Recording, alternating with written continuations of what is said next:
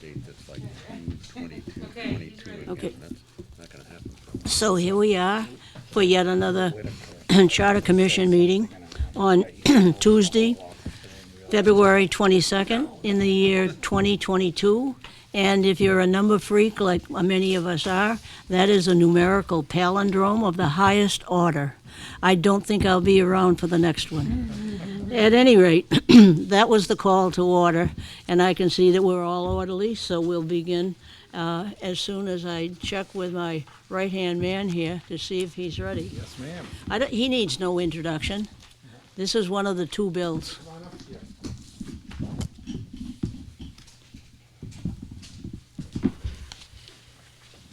Do you have a chair? Oh, yeah, good.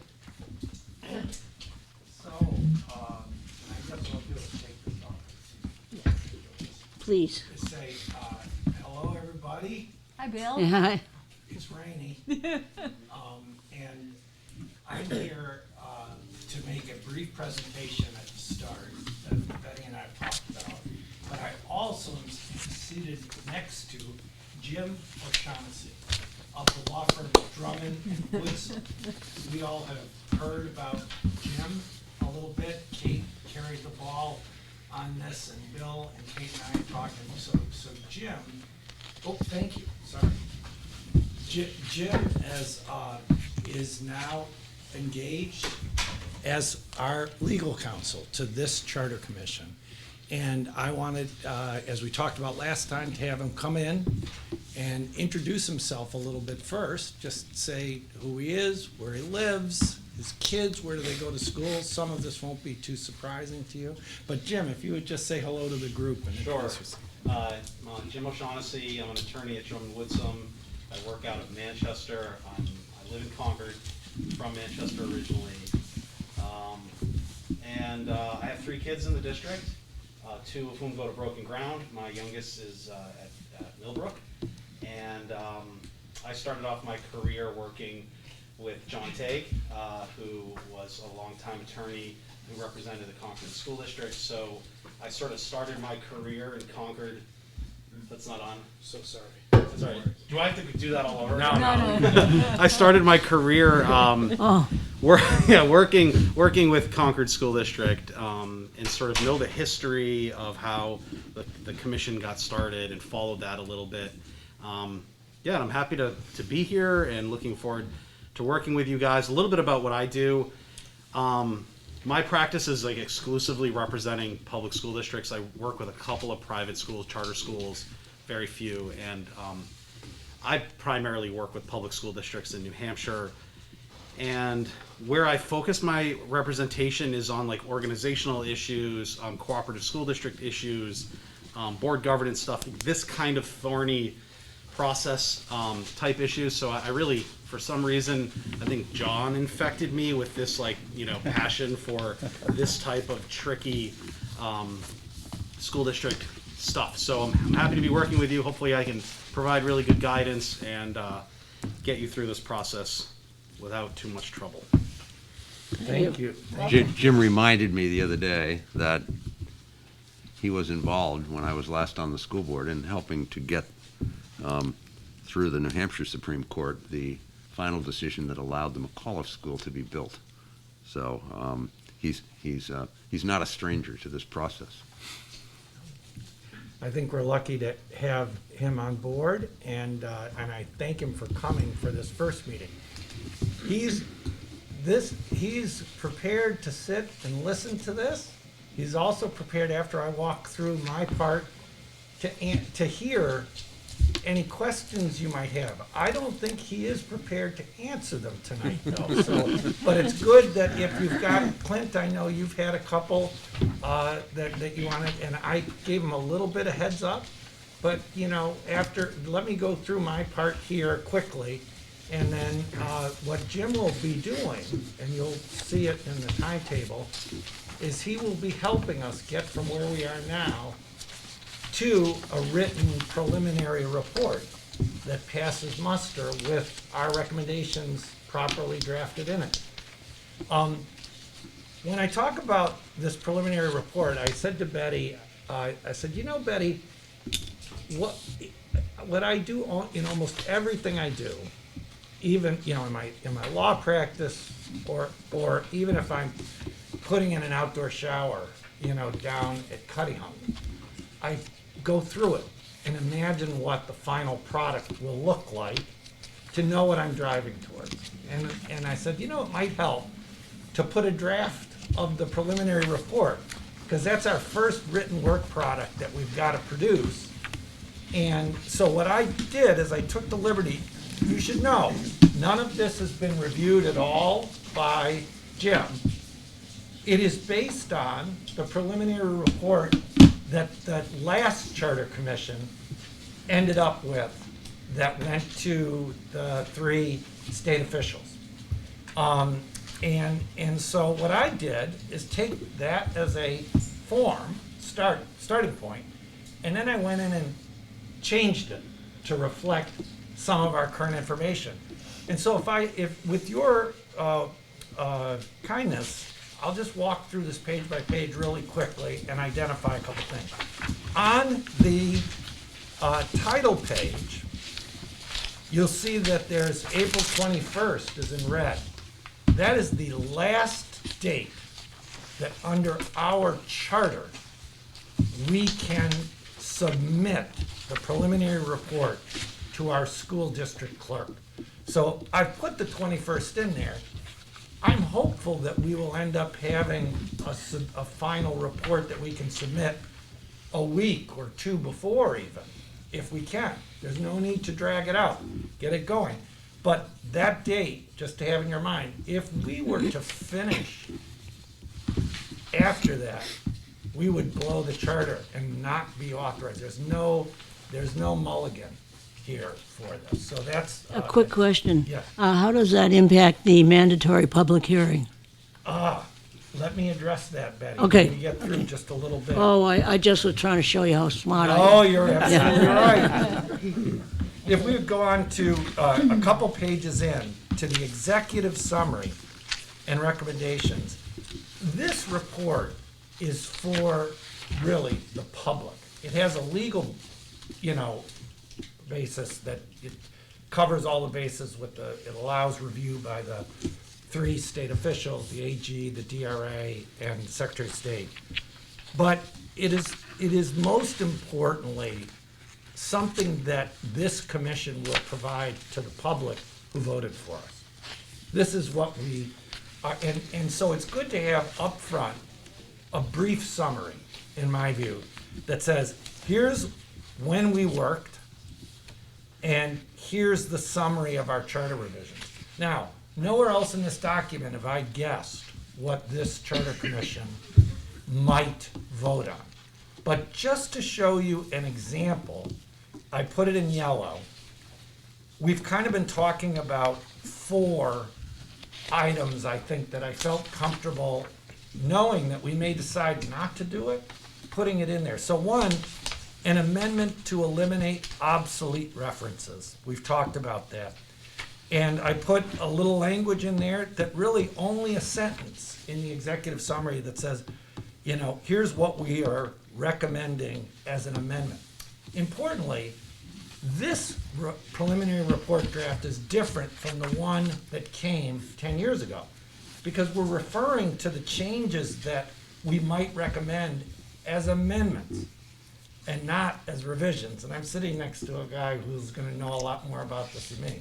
But at the time we did our charter 10 years ago, the 49B was very focused on the difference between revisions, which were comprehensive.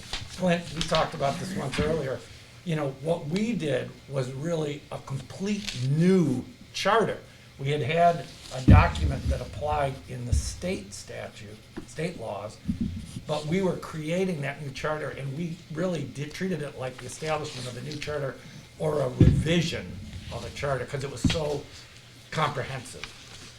In this case, what we've talked about so far has not been the kind of comprehensive reworking of the charter. We've ended up talking about generally provisions that could be viewed as just mere amendments. There, and the definition is not that clear to me. Well, let me just, ahead. I can help out there. Great. In 2014, the legislature amended the statute to clarify the definition for a revision versus an amendment. And it's a helpful clarification because it's only an amendment it's only an amendment if it actually changes the form of government to one of the enumerated form of government in the actual statute. So nothing you're doing here is even close to being a revision of the charter. It's all an amendment, and that's very clear now. Originally, in 2011, there was argument either way. It was sort of, you didn't know whether it met the standard of being a revision or if it was just an amendment. Now it's pretty easy to understand because the legislature made that definition more clear. Manchester had some litigation around this involving the school district and the city, and we have a Superior Court decision that reaffirmed that is the proper definition, and there's some good language in there that's helpful guidance for us. Very good. So, you know. Can I ask a question? Yes, please. Now, I don't know if you've seen this or not, but these are amendments and not revisions. Correct. So every one of these items has to be voted on independently when we put the charter on the ballot. Are you Yes. talking about the superseded ones?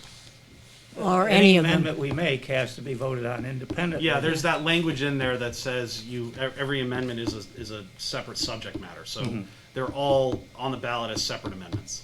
So I mean, we- it says you can combine them if they're all within the same subject matter. So there's some art to that, but generally, yeah, these are all amendments. And let me back up by saying this is a little bit challenging because your charter dictates a pretty elaborate process for the commission to go through, regardless of whether it's an amendment or a revision.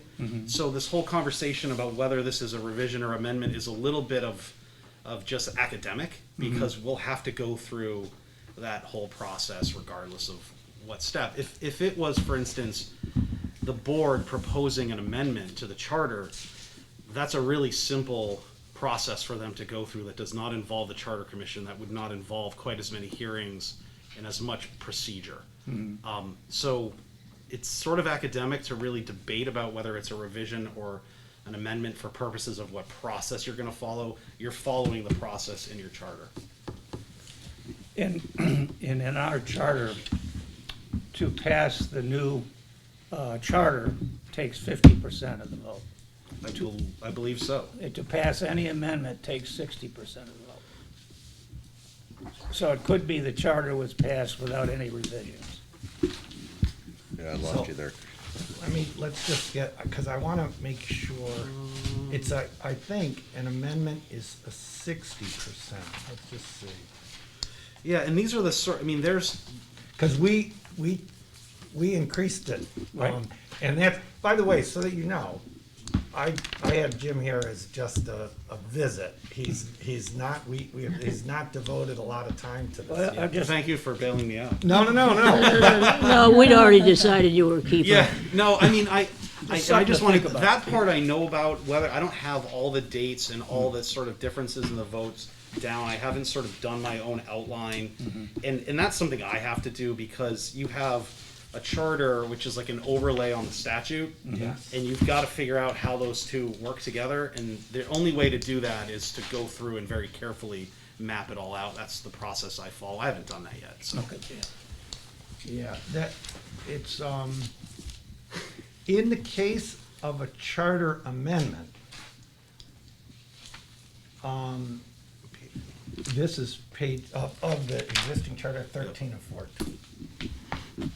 Talks about if at least 60% of the ballots cast on any question under paragraph 2, and that's the amendments, favor acceptance, the new charter amendment shall become effective as provided below.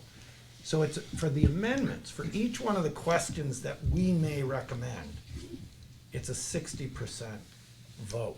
And that is part, and Bill Glahn mentioned this the other day, it was part of a sense that it shouldn't be that easy to have your Constitution changed.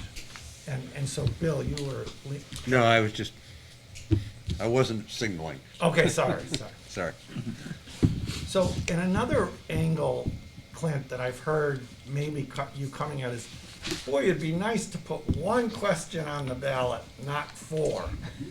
Because if we could just call it a revision, maybe we just say, will you adopt this new charter that has these few little changes? And I think that the trick here is back to what Jim was talking about, the difference between revision. These are pretty discrete items that we're focused on so far. Like, and I've listed them, the obsolete references, the issue of appointing the treasurer and the clerk is very defined. The issue of, and I took some liberty here, folks, so this is where you say, that devious Ardinger, even though he called it a draft. So I said in number 3, amendment to require the Concord School Board to adopt a resolution that requires candidates for election to the Concord School Board to file reports of campaign receipts and expenditures. We've talked about the concept of having them do the same thing we do, but we haven't really talked about, How? without our lawyer here, the details of how to do it. Well, I have sneakily some ideas of kind of doing what, for example, the city council does for its races. It passes an ordinance. Now, we've had testimony before this body, I think I saw from Mr. Schweiker, that ordinance that the city applies is a mess. I would like to just consider, instead of pointing to that ordinance, maybe we task in the charter the Concord School Board to work on their own resolution that school board candidates must comply with. We haven't gotten into the detail yet, but when you look at that, and I included the city council's, and then on the next page of the summary, the 4th item that I listed there that we've been talking about is an amendment to require the Concord School Board to set stipend amounts for Concord School Board members. Now, we haven't gone that far in the detail yet. We have talked about maybe there should be some more flexibility in setting this, maybe a higher stipend. Maybe, we've talked about that maybe it's not so good that right now, the way our charter works, we refer to the city council and what they've established as a stipend, and the city council resolution is in here, but maybe that's not the right answer either. So maybe what we do is what the city charter does for city council, which is, says, city council shall set an annual, they use the term salary, and that, by that way, separate us from the city council process, and have our own school board think about what the right answer is from time to time, you know, rather than trying to craft a complicated formula that would live Good. on in the charter or something, so. Could we just take, I've asked this before, the wording out of our charter about the pay will, can we just eliminate that without going to a vote? Well, this is a great question, that ultimately, Clint, I have, and one of the things I was gonna, and it comes up in here that I was gonna raise. Let me hold it and raise that question in just a couple I'm of not minutes. going anywhere. And this is stuff that we can start And talking Bill, about. you're getting ahead of the discussion we're going to have later this evening when we discuss those points. So Yeah. why don't we Yeah. discuss it then? I think that's right, so. Okay. If we look on page 1, which obviously had these, the style of this, you have a part that says, how did we come into being? It's always good to tell people that. It lists who we are. It then summarizes the proceedings, all our meetings. It thanks all the folks that we've been lucky enough to have come testify before us and provide information. It talks about the process of finalizing the preliminary report. And then, at the bottom of 2, it talks about the process that will come following this report. Remember, we talked about April 21st as the deadline?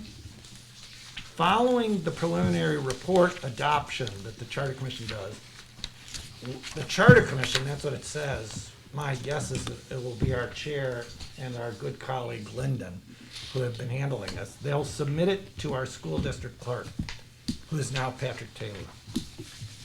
That guy has 10 days after he gets it to present it to the Secretary of State, the Attorney General, and the Commissioner of DRA. Those officials have 45 days to review it and tell us if they object to it. And if they object to it, we have a chance to think about how we could fix it. To Betty Hoadley's question, our charter document and state law says we have to hold at least one public hearing within the 30-day period after we submit the report to the clerk, and 30 days thereafter. So we've got a special thing we got to do to keep this charter report, properly authorized and structured, and that's that hearing, Betty. That's the hearing you remembered. Yep. There is another date, which is June 21st, 2022.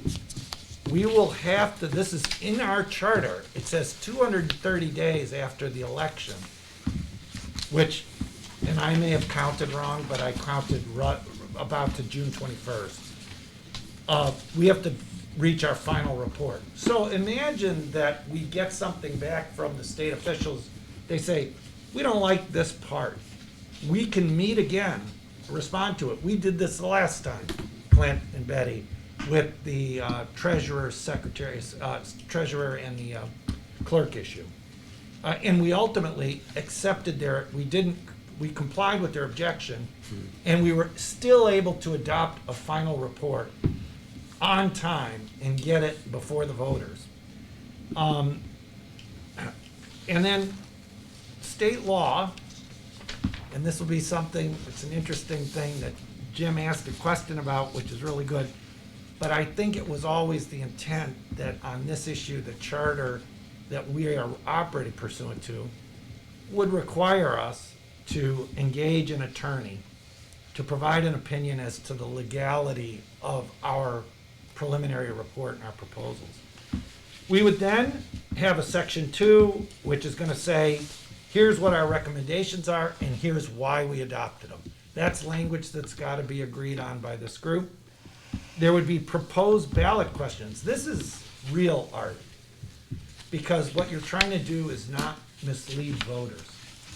This has been fought about in so many other jurisdictions on constitutional amendments and things like that. But hopefully our questions will be a little bit more straightforward, because we're not going for high controversy issues. And there's an explanation that comes with it, which is will be presented to the voters. And then there will be a signature page and some appendices that we might go. This is the document that we're looking to hammer out between now and April 21st. And this is just a draft, but it's something that I think if you have it in your mind, it makes it easier to go through these meetings, because we're all driving to that goal. And so I thanks to Betty for letting me put that on the table.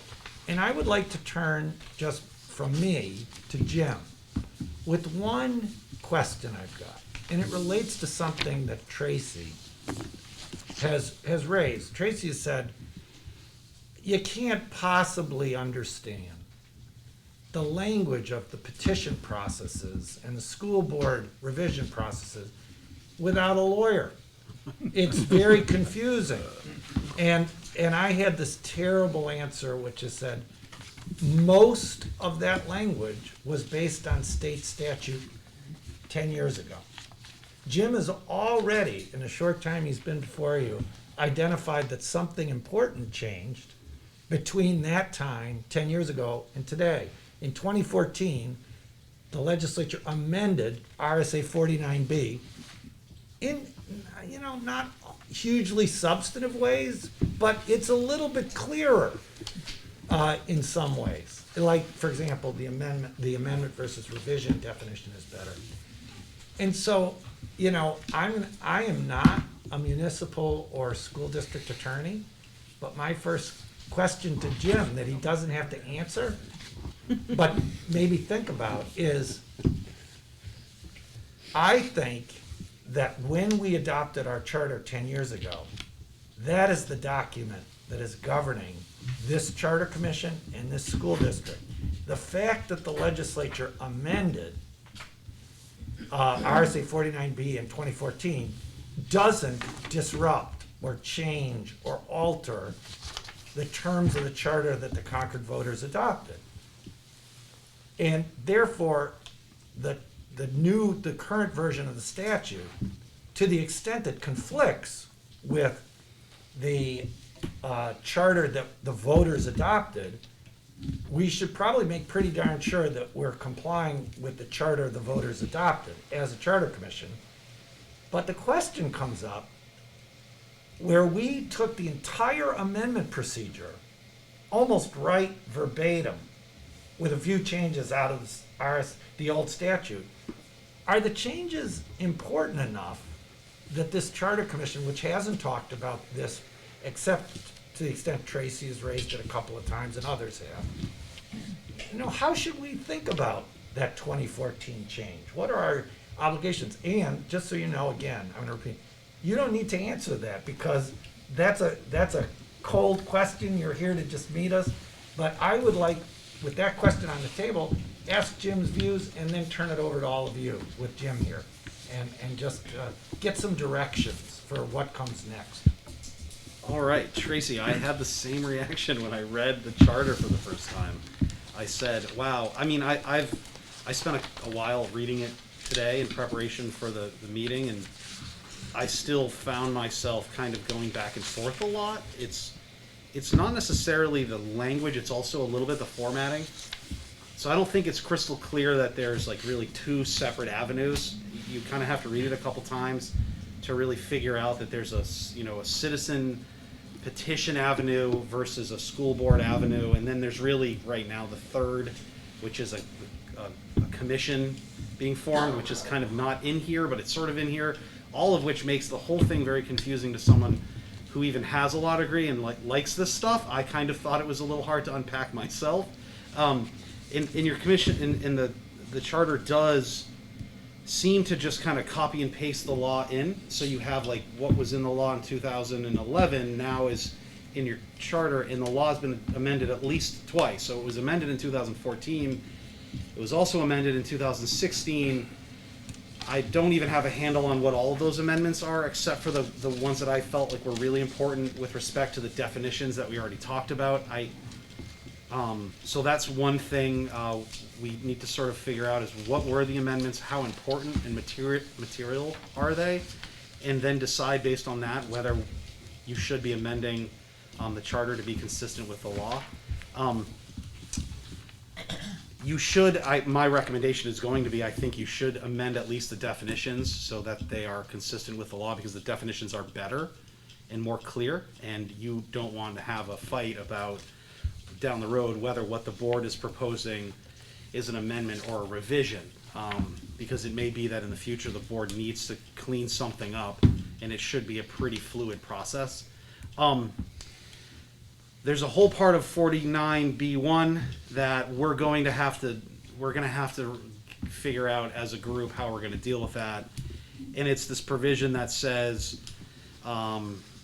that it's right here in the very first. It's sort of the purpose and intent of the charter statute, but it says you can adopt a charter to govern the best way for your community to run itself, but the general laws of the state of New Hampshire shall remain in full force and effect. They shall be construed to be consistent with the charter, and then it says A charter can neither be in conflict with or inconsistent with the general laws or the Constitution of New Hampshire. Sounds really nice when the legislature writes that. Basically, you can't have a charter that conflicts with state law. It's your home rule in the sense you have a charter, but you're still subject to the authorization that the legislature gave you, so they can change the rules that you're playing by. Figuring out what you're authorized to do and what document governs can be pretty tricky. How I like to think of it, and I think Bill and I probably have the same sense, is that the state law sets the floor, or the baseline, and then your charter may have additional, more obligations, more hearing obligations, more deadline obligations that you have to follow. But your charter can't make it more difficult for someone to submit a petition to change the charter. I don't think that would violate the spirit of the statute. That's a long way of saying I don't have all the answers right now, but I know what the questions are, and I definitely know what needs to be researched and how to get the answers. I don't have them all right now, though. So Jim, I take that to mean that the Charter Commission could not adopt a set of procedures for revising the charter that were inconsistent with the provisions in 49B. Exactly. And so, why do we want to play that game at all? Why don't we just say that the process for amending the charter will be the process set out in RSA 49B as amended from time to time? That's what you should say. You shouldn't have it all in the charter unless there was he just a answered my conquered question. reason to make it that much more Sounds pretty complicated. I mean, I think to go back to Tracy's point, the problem with that is then you start, as somebody who just wants to amend the charter, then you gotta go read RSA 49B and figure out what it means. So that means you probably gotta call a lawyer, which in most cases lawyers love. But I just don't see why we want a process that we're gonna have to, that people have to tinker with all the time because it varies in certain ways from 49B. So I have an answer to that, but Tom, I have one reason why you might not want to just refer to the statute, but try. Well, so just on the tail of that, Bill, I think it was you a week or two ago that said things that amounted to, it shouldn't be easy for someone to make a revision or an amendment to our charter, and that if they're sincere about it, they should have an attorney. And so and that stuck with me. I like that idea in that if you've got that much interest and willpower to change something, then go to the process. And making it easier doesn't make sense to me. I think I said the first of those things, but perhaps not the second. Okay. It's, I mean, I would like to live in a world in which you don't need an attorney to get that process underway and started, but as a practical matter, probably if people are going to be careful about it and make sure they get it done the right way, they will use a lawyer. So if, like, let's say we decided to copy it as is and put it in the charter as was done before, and then 49B changes substantially in 3 years, Then We're stuck. then we're stuck with a document that is very, very hard to revise and almost impossible to revise. And so either the school board is forced to revise it to be consistent with 49B, or you've got a document that is inconsistent with state law. I think the problem with that, Tracy, would be if you've got a document that's inconsistent with state law, you can't follow it. And Well, so someone- that's my so concern. someone looking, That's the point. Yeah. So one thing that, so you always, whenever you're talking to a legislator, and they say, look, when I pass a state law, what state law says trumps everything else, rock, paper, scissors. And you go, sorry, not true. The Constitution trumps you. And our Constitution has a very strong provision, which is referred to, this Article 39, that says, it very much celebrates home rule power of locals and says that the state can't do something that upends and removes a properly adopted charter. And there's some cases on it. Again, Jim will be better at this than me. So one thing is, imagine that what you want to do is just piggyback the statute. This comes up all the time with tax laws. If you just want to say, I'm going to piggyback whatever the legislature says in 49B, and you know that there's this issue that says that the legislature can't upend a local adopted document without constitutional problems. What if the legislature is not a legislature that this community is thinking consistently with? Just Just hypothetically, hypothetically. just hypothetically, let's So, think you that. know, and again, I'm saying this objectively, where it could go both ways, right? And so sometimes what you do in a situation with home rule is you say, I'm gonna write down, this was a debate that I had with Chuck Douglas 10 years ago, when we were deciding exactly this point. They had lawyers talking about this, and we were talking, what if the legislature completely goes off on a different course and says, you know, something that does not seem right from the perspective of our representation of Concord voters and then actually the voters themselves. Writing the whole thing in the statute, this is why right now it could be an issue of, hey, there have been some good changes to 49B that this group finds consistent with the readability point and the other point.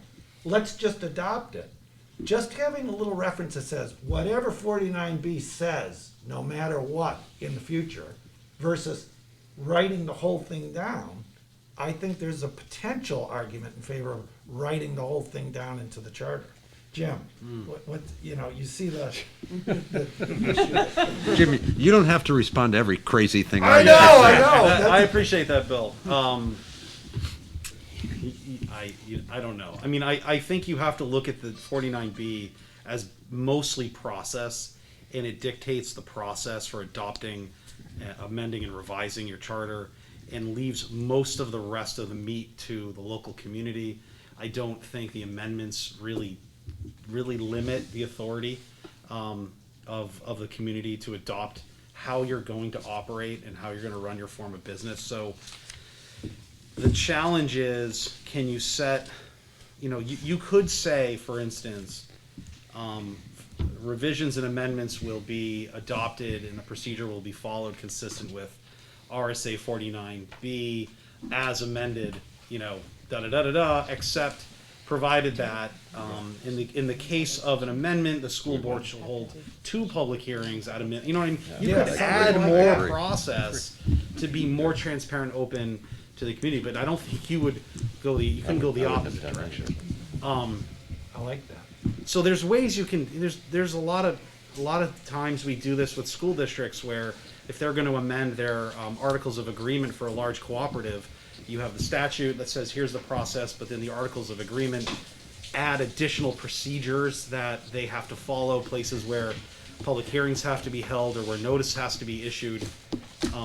You can do that. It's very difficult, even for people who do this for a living, to figure out how to comply with both at the same time. It becomes like a maze. This already is quite tricky because you adopted it here and then the laws changed here, Changed. and so it's going to take a little time to unpack all that. So, Madam Chair, Yes. Oh, on this issue, which I gave a note to Jim saying I think we want to have a little preliminary discussion. Do you think this is an issue, and I asked the commission the same thing, which we could ask Jim to think about and maybe come to a meeting in the future and make a recommendation to us about, from a legal perspective, which way would we go? What are the pros and cons? Because I think this is potentially a different type of amendment that we've talked about so far. And I've kind of been waiting until we've been talking about good substantive issues, but for this legal process thing, having our attorney on board. And I think it'd make a good idea to put that on Jim's plate. and I would say, the sooner we can get to that, the Yes. better, because we don't want to jeopardize that April date at all.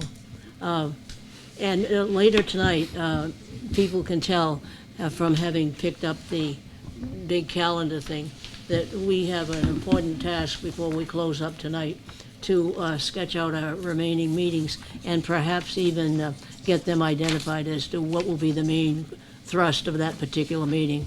And so we're going to have a lot of balancing to do because here we are at the 22nd, and we have March and April and a firm date before the end of April. So we have some important tasks. It makes absolute sense to have an attorney who we have hired to do our work, to come back with that as soon as possible in order to direct how we will go about handling the paperwork.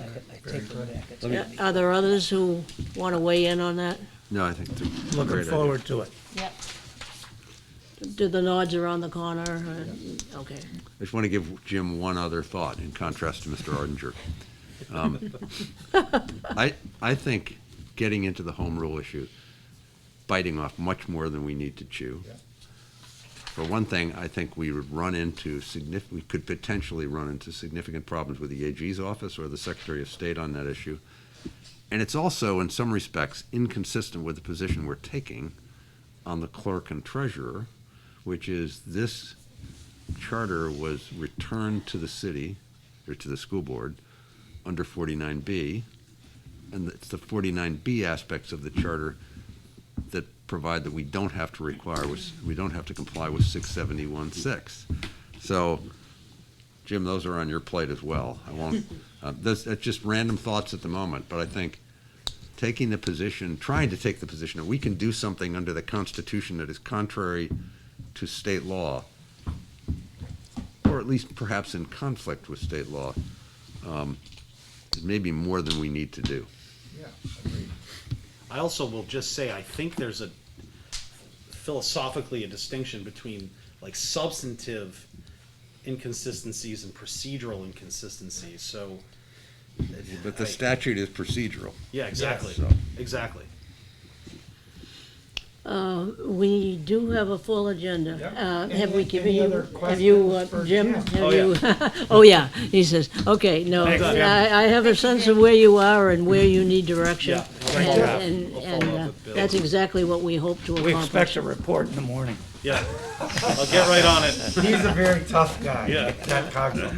So I just want to say, Go home I and have mentioned to supper. Jim to come meet you and also say that he didn't need to hang out here while the rest of our agenda, he can get out of here and not have anyone feel like he's not doing the job, because we like him to focus on things efficiently and for the benefit of the community. And so I want to thank Jim. Yeah, thank you. for Thank you, doing Jim. that. Good to see you all. I just told him to go home and have supper. Can we? And by the way, when she tells you that, you better do it. Alrighty. What is the next point? And we have made a distinct effort to put community input on as early in the meetings as we can. And therefore, it is next on the list. And Mr. Russell, we welcome you back. And I want to say again how helpful your information was. And if for some reason it's not used, we'll pass it on to the people who will be using it. How's that? Right, sorry I wasn't here last week. I had 4 hockey games, and my wife told me I should probably stay home one night, and that was the Tuesday night, so. Oh, dear. I agree with Bill Vaughn, which probably has not always been a definite thing. He You know said- you're in trouble when that happens. Yeah, he said stipends, and I watched the shows on TV, and actually stayed awake at 2 and 3 in the morning to watch your fine work. But he said that stipends are something that's usually set by the board and not a charter, and I would agree, but I would suggest there's an exception. For 35 or 40 years, the stipend has not been increased. And so what I would suggest is that some language along the lines of the stipend is increased to $2,500 and authority to adjust it in 3 or 5 years hereafter is delegated to the school board. And I hate to use bad cliches, but I hate to see this commission pass the buck to the school board, because we've all seen the school board take a lot of heat on a lot of issues in the last 5 years. And we've also seen Congress and the Senate take a lot of heat when they vote themselves a pay raise. So you all here could vote, put the issue out to the people could vote for it, and then you could pass the issue on down to them. So that's my thought on that. I saw where you voted 7-2 not to have an automatic charter commission in 10 years. I would suspect that the 3 or 4 of you that served 10 years ago thought you put out the best document possible. There are obviously issues that come up, and we're obviously here to try and improve it, and let the people decide if they want to improve it. So I would suggest, kind of as an interim or a middle ground thing, that you, like happened in 2010, as a result, shall the people voted, shall we have a charter commission? I would suggest as a middle ground that after 8 years, you say, put the question to the people in 2029, saying, shall a charter commission be formed? We'll elect them next time around. And that keeps the people in the process. I would also give you my experience. Tracy raised a good issue. In and stop me if I'm going too long, 1988 or 89, there was a strong movement that Bob Washburn, as Republican city chair, myself as Democratic city chair, brought a petition to go back to the strong mayor form of government from the present city manager government. That whole process, and then the legislature got involved, and we ended up with the present system, which is a new and improved city manager system where we popularly elect a mayor. After Marty Gross and Carolyn Gross got involved and got some bill through the legislature. But I would suggest that the process, Bob Washburn and I went out, and I read the law, and Bob Washburn kept track of the petitions. Number of petitions, and we didn't do it right, even though I was a 15-year experienced lawyer at that point. So Tracy's absolutely right, and Bill or someone else said you need a lawyer to do it. Well, you need a lawyer that specializes in that field. So what ultimately happened is I went in front of the city council and said, people want change. We can fill Everett Arena, we can fill the legislative chambers, we can fill the council room, and we can still have another 500 people out in the street. And oh, by the way, I didn't say it, it's an election year, and maybe you just ought to put it on the ballot and ask the people if they really care about this enough, which they did. And they said, let's form a charter commission. So I'm sitting here saying, I certainly don't think I'm ever going to go forward with a petition as is written there that you just had a lengthy discussion on. But I think, again, here's some middle ground. Put the question out there. Put the question out there in 8 years and say, hey, what's going on? We can wait a couple more years.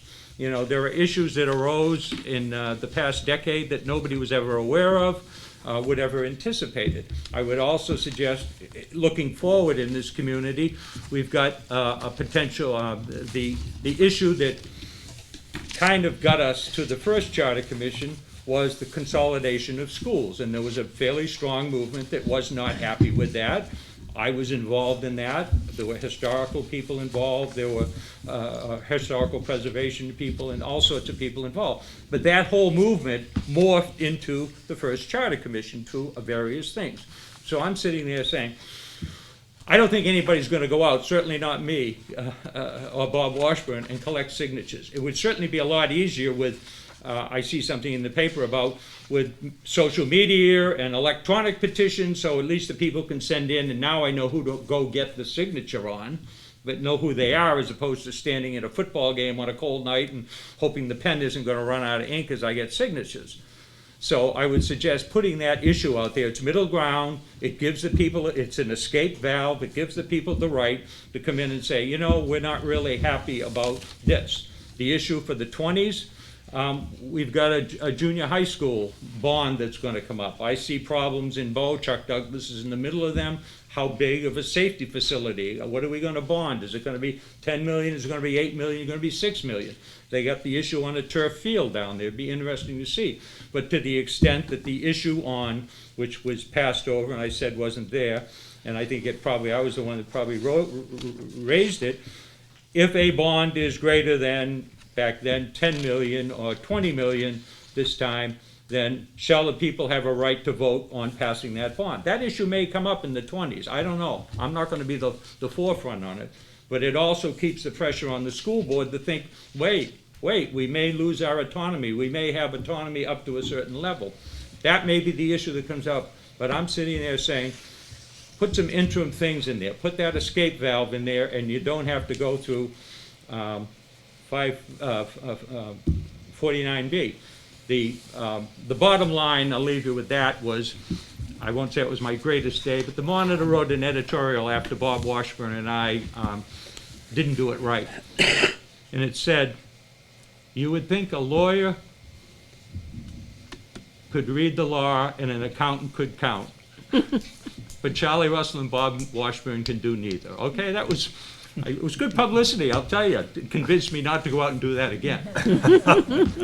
So it's not an easy task, and I'm going to go home and watch Jeopardy now. Thank you.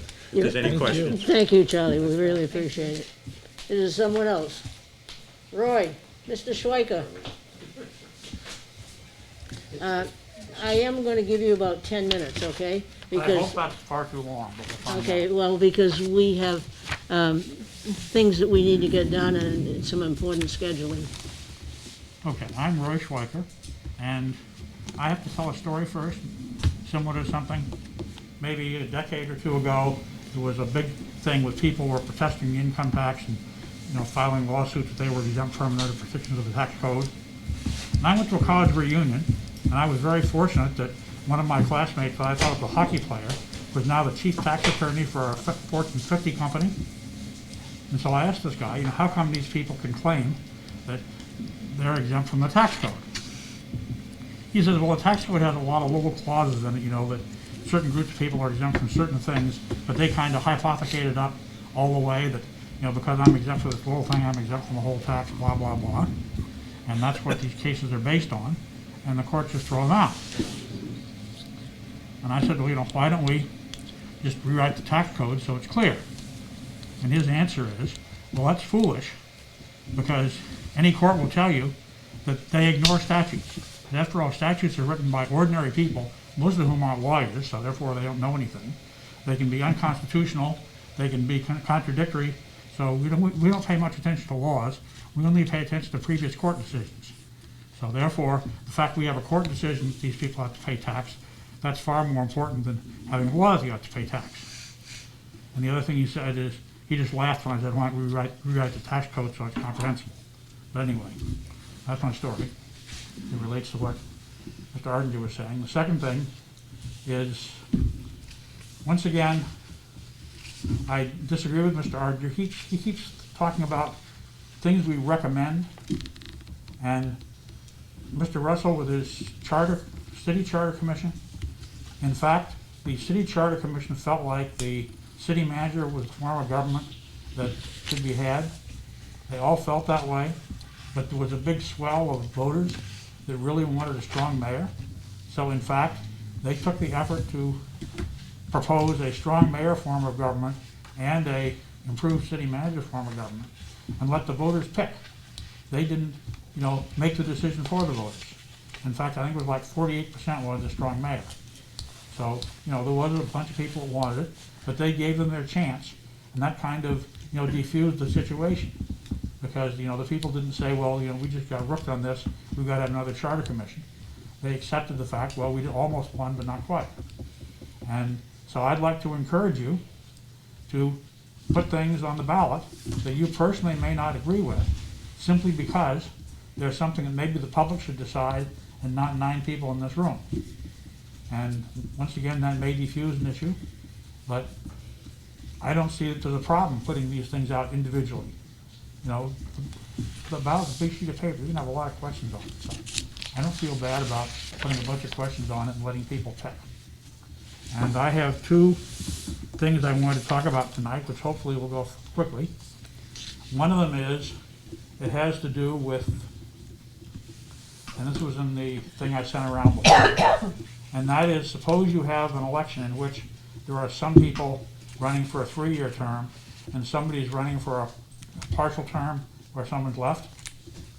My feeling is, you should put in the charter that those go on the ballot as a single office, you know, a District A or a large or whatever, and then just count the votes, and the people that get the most votes get the 3-year term, and the people that get fewer votes get the 1-year term or whatever the lesser terms are.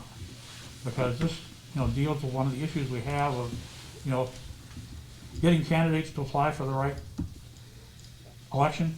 I know one time recently, I thought the candidates for the 1-year term were all better than the ones for the 3-year term. If I could have, I would have voted for them for the longer term, but you can't. So, once again, I'd like to see in the charter that when you have, you know, different terms for the same election, that it's one vote, and then the higher getters get the longer terms and the other people get the shorter ones. Once again, you know, I'd like to have that on the ballot, even if you personally disagree, just to give the voters a chance at it. And the second one has to do with, once again, something I briefly mentioned last time, and that has to do with ranked voting. And let's say instead of when you're electing 3 candidates at large, right now you get 3 votes. So if there's a majority, it's winner take all. The majority votes for the 3 people I like the best, and they're the ones that are elected. Suppose you change the rules, and you say, no, you only get 1 vote. If you think about it, that's what happens in the years when you vote in a district. There's 3 people elected, but you can only vote for 1 of them. Well, let's say on the at-large race, you only got 1 vote, and therefore, if there was a third of the people that felt differently, let's say the issue was whether the new middle school would be 5 to 8 or 6 to 8, instead of, if people favored 5 to 8, getting 3 people voted in that favored 5 to 8, you might have 2 people voted in at 5 to 8 and 1 at 6 to 8, if a third of the people wanted 6 to 8. Then you'd have a school board that's more representative of the community, because it wouldn't be winner take all. The, you know, minority could be represented on the school board.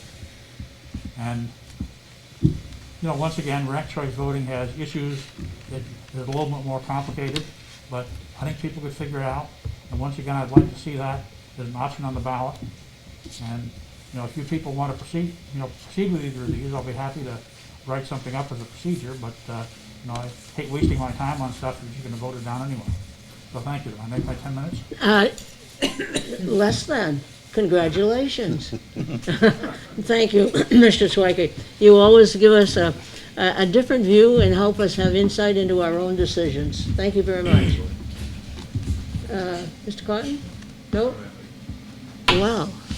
Okay. The agenda says that we're going to continue our work on the motions which have been passed, and hopefully we can wind them up. You'll need your regular sheet, and thank you. I couldn't believe that Lyndon and I came out with the very same list of items yet to be seen.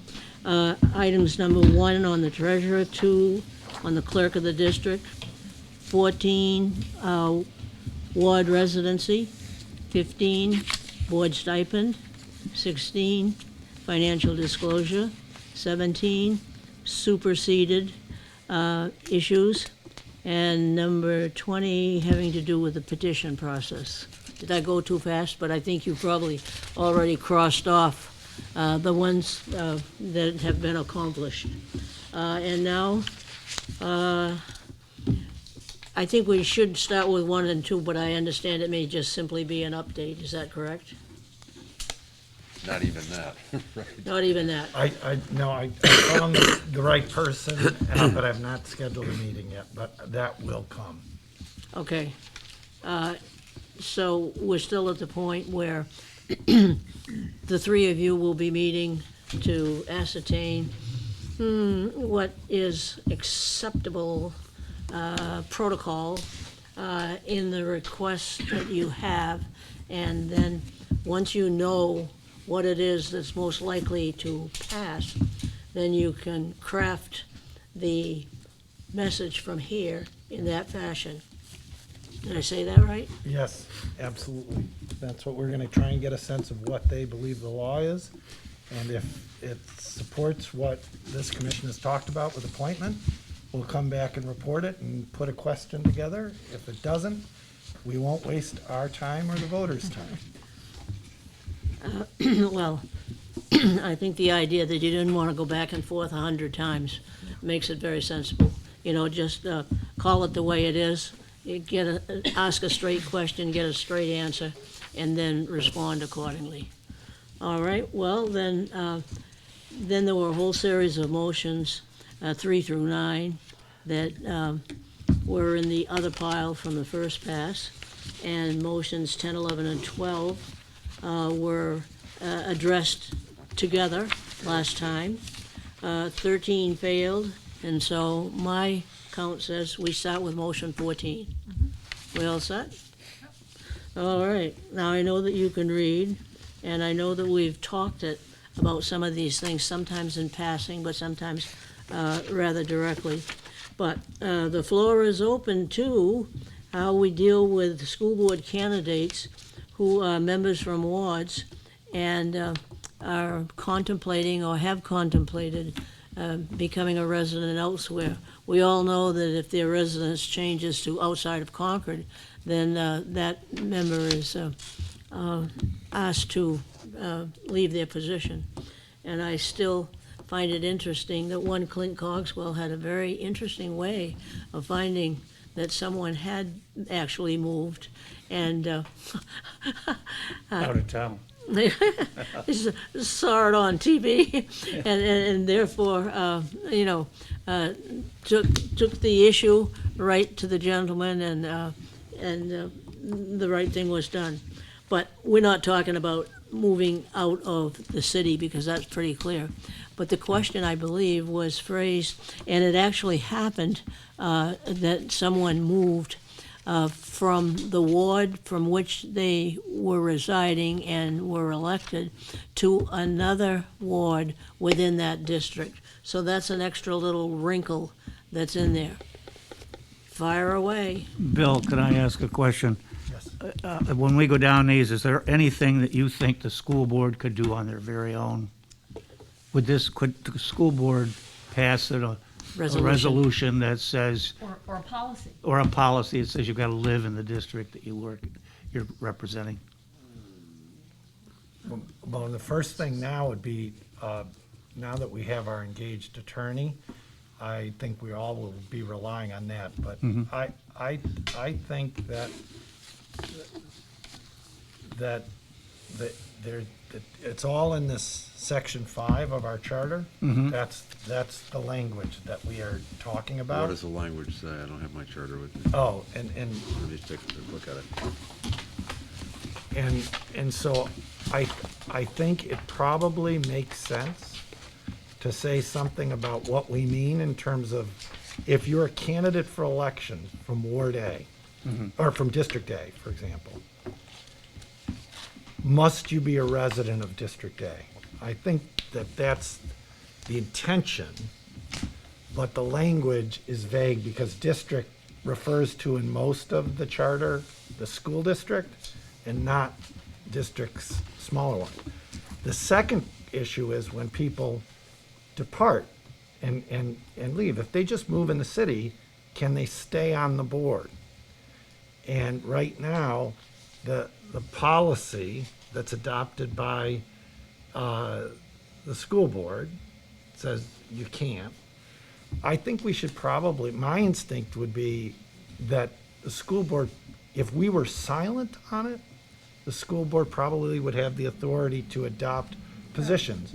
The question is, should we be silent on that, which is a very fundamental question. Both of them are very fundamentally, important questions. Tom? No? Yes? Hear me breathe? Yes. Sigh.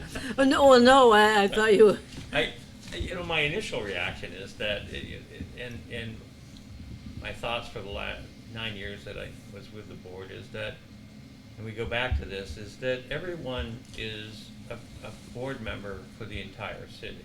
So, yes, we do vote from wards, and we do vote from districts, but I rarely, and maybe never, heard anyone be a real hard cheerleader for a particular school over another school.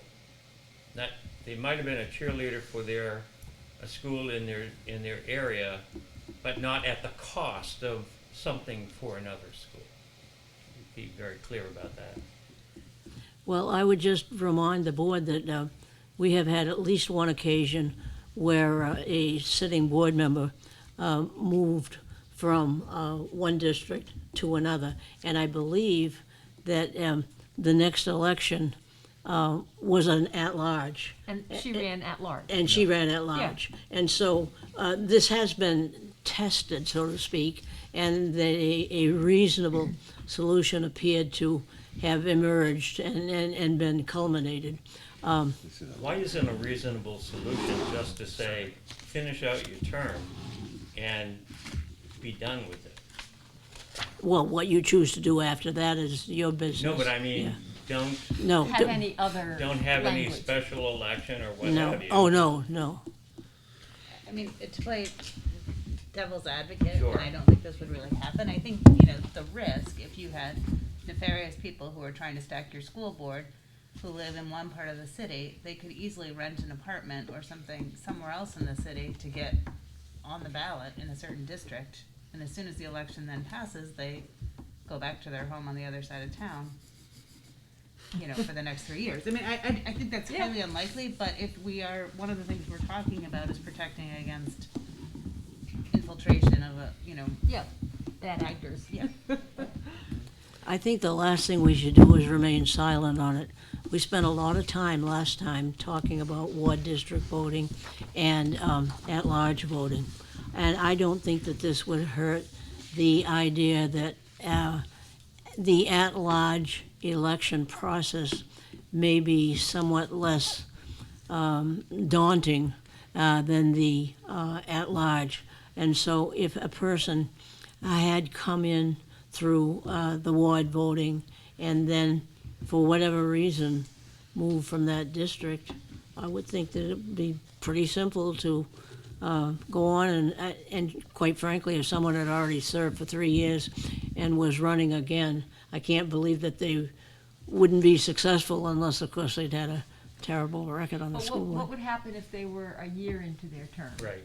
And they have 2 years left? I mean, I think that that's the road we would have to go down Okay. if we're not gonna remain silent. I'm not sure how Oh, no, which no. way I think, but if we remain silent and let the board address it through policy, that's one thing.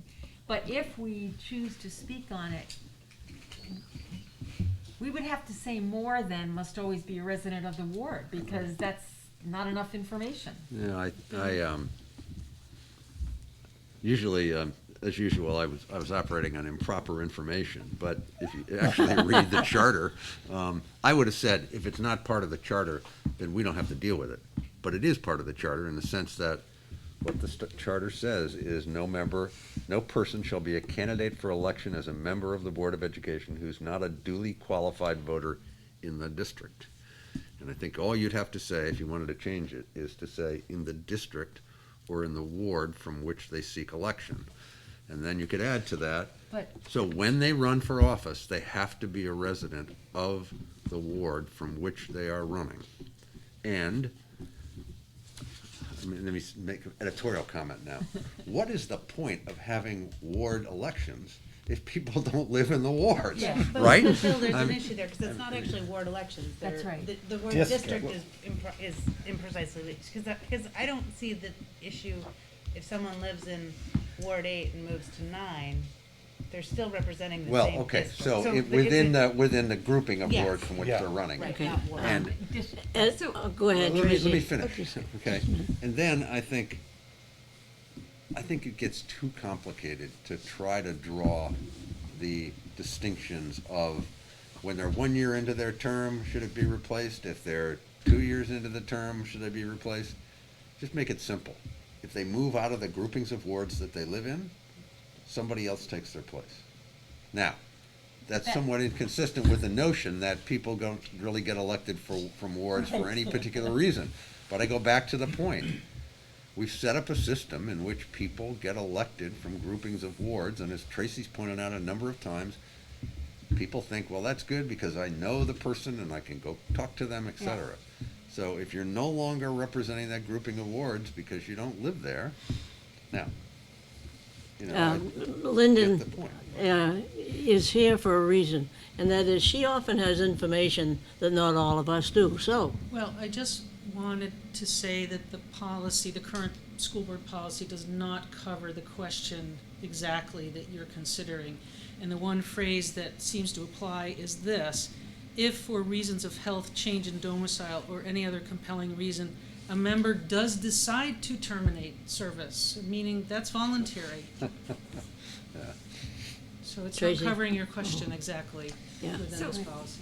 I guess my thing on all of this is, part of the charter, I think what I always thought of the purpose of the charter is determining how the school board is elected and then how they can fund the school district. I think we can't ignore how they are elected.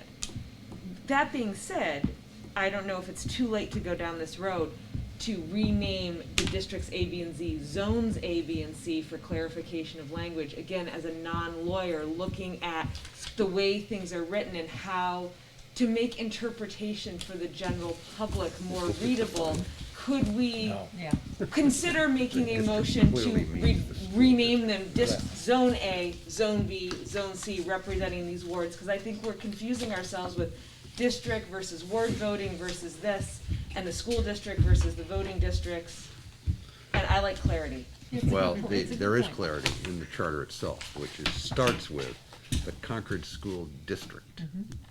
So district is defined to mean the district in which the school district exists. Now, it's not defined, Tracy, and you could be more, you know, that's why I say, since we've changed it, and also, the charter actually says what happens if someone leaves the district. Namely, they get replaced. The district. The city, okay, because the district is the school district. Right. But, But we're not. so it would be odd to have a system, would it not, in which you have, people have to be a resident of the city of Concord at the time they get elected, and if they leave the city of Concord, they're off the school board. And not provide anything about what happens if they're elected from an area that is less than the district? It feels to me like that's a big gap. No, I am 100% on board with you. I think we need to cover that issue, and again, I'm just gonna put a plug for renaming. I think, Tracy, your point is, it's not too late. This is the question. As always, we've been dealing with these questions, what, from a policy perspective, but then the devil's always in the details. In every one of the questions we're talking about, stipend included, it's not just one, you know, the idea.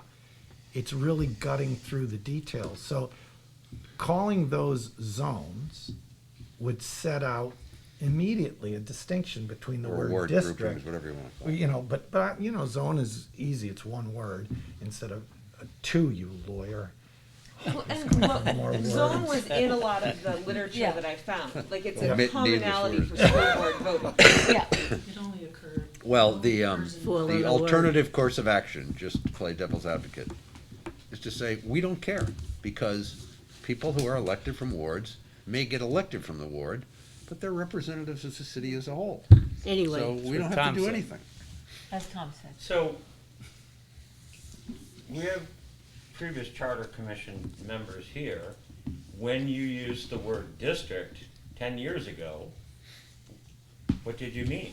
Can I try and answer on that? Sure. Yeah, go So- ahead and The try. answer is So, you don't have a clue. we came to the table where in statute for, you know, almost 100 years, there had existed a charter. And the charter only had, and it was from 83 forward, at-large candidates. So this particular, when we got there, we were looking at our job as keep the existing structure. We don't want to, if it's not broke, don't fix the existing school board structure, but just add in the amendment procedure, which is what you see when we piggyback the statute. So we didn't dig into this because it had not been a problem. No one testified about it. It wasn't an issue. But now, when the issue came up, and I know Linda mentioned, and I was looking at one of the board members who was from a district, District A or whatever, and then she ran again as at-large. When she moved out, I said, boy, there's no rule for that. Like, why didn't she just stay on the board? So the answer is, we didn't think about it. So this is the Charter Commission that is thinking about this issue, and it's on time. The change to zone is very easy to do, and to run it through here, it would be part of a single amendment that would make it clear. The policy issues are, and let's just make sure, that it is our position, right, that you've got to be a resident of the zone that you are going to run for as a candidate. That's easy. The other one is the one we're wrangling with, which is if you move out of a zone to another zone, And maybe we're, do you create a vacancy? Just as Bill went through it, Bill kind of jumped. What happens is a vacancy is created, and in that case, the school board can vote to fill the vacancy. Yeah. And the question is, Yeah.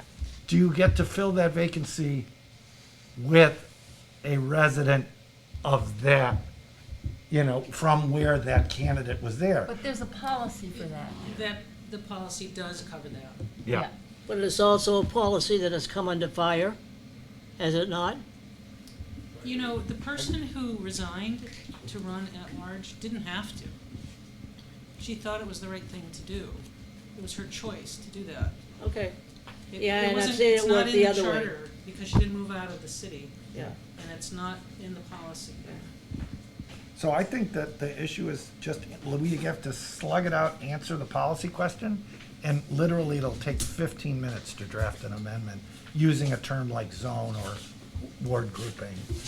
But the bigger issue for us right now is to decide if we believe we should speak to this issue.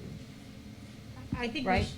personally, I think we should speak to it, and I am a believer that people should, stay in the zone. If we're using the word zone now, if you're elected from a zone, you should need to stay in that zone for your term, or you step down. Okay.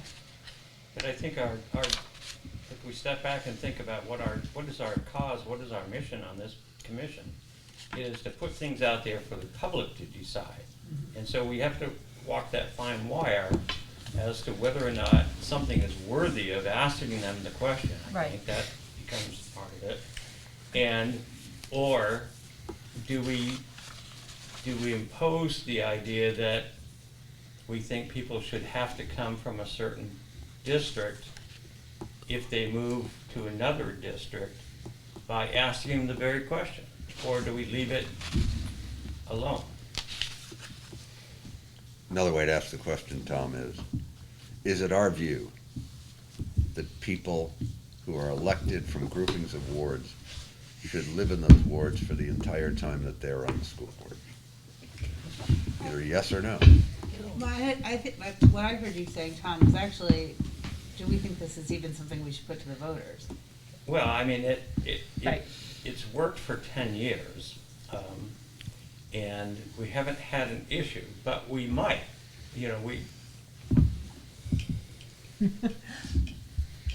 I mean, I only raised that question, Kate, to say, answering that question allows us to decide whether we think it's important enough to put it to the voters.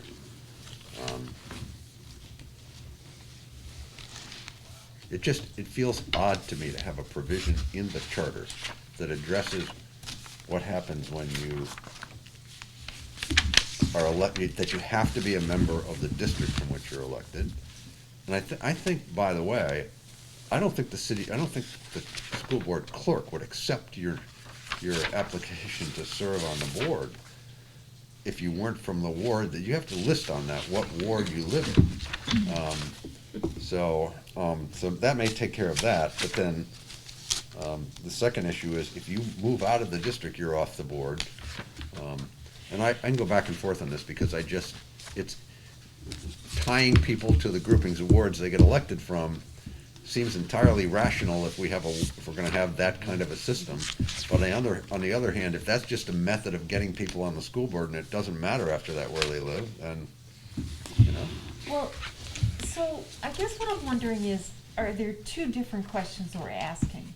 When you run for office, because when you run for office, I think it's maybe, it seems obvious to me that you would be from the zone that you are running for, if you're not running at large. To me, that's a charter question. I guess to me, the operational question of if you move and that's for the school board to decide through policy. That's sort of the way I'm thinking about it, and maybe that's parsing it. You're not being elected in the second circle. I don't disagree with you, Nancy, but that's not what our charter currently says. Yeah. With respect to the other people, the charter says you gotta be, on day one, you gotta be a resident of the school district, and for the rest of the time that you're on the board, you gotta be a member of the school. A member of the school district as a whole, of course. We're distinguishing between the two. I'm just saying that in the first instance, the charter's clear. Yeah. That we have a rule that says on day one, you've gotta be a member of the district, and on the rest of the time you're on the board, you gotta be a member. So if we got two options, just Yeah. leave it alone and let people figure it out. Or deal with it, and deal with it the same way the charter currently exists. Well, we've had a situation with a present board member who was elected under the, I'll say, ward/district method, and was duly a member of the ward from which she was elected. And then the family moved, and she said, I made sure that we stayed in the same zone, district, because the charter was silent, but she thought she had it covered, and it was a big family decision. You know, you don't just up and move, and I worry about this being a personal and family decision, and are we treading on other places where we shouldn't tread? How simple can we make it? That's all I would like to do. And do we have to make it, first of all, and how simple can it be? So I'm gonna throw out there that if we think that electing people by zone is important, then we think that having them live in that zone during their term, or at least is important. And therefore, I think, I would look at two things. When you get elected, you have to live in that zone. Right. And then if you move out of that zone, you're no longer representative of that zone. But should you then not be a part of that school board anymore? Yes, and you can run for At large.